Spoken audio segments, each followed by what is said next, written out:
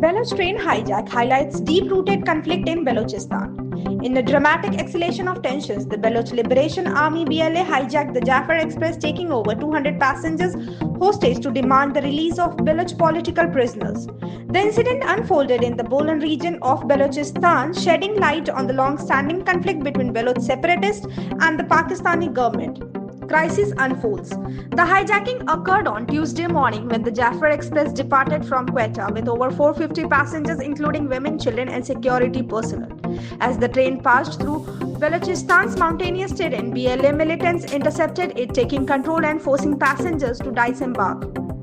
By Wednesday, the BLA issued a 24-hour ultimatum demanding the release of Baloch prisoners and threatening to put hostages on trial under the Baloch National Court. The group also warned of executions if military action continued. Key players. The Baloch Liberation Army has waged a long-running insurgency accusing the Pakistani state of economic exploitation and political oppression. In response, Pakistani security forces launched a military operation involving drones, jets, and ground troops to rescue hostages and confront the militants.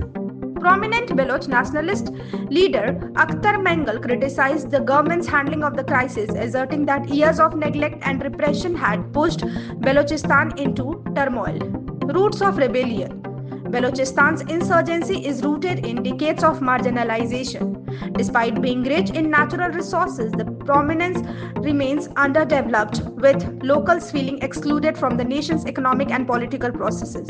Human rights abuses, enforced disappearances, and military crackdown have only deepened the resentment. Current situation. In a carefully planned attack, BLA militants used explosives to stop the train before taking control. The group claimed to have released women, children, and the elderly, holding only security personnel as hostages.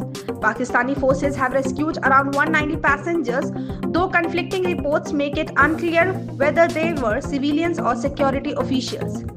As the deadline approaches, the Pakistani government is faced with a tough choice: negotiate with the separatists, potentially emboldening them, or press ahead with military action, risking the lives of the remaining hostages. This crisis is yet another reminder of the unresolved tensions that continue to fuel violence in Balochistan.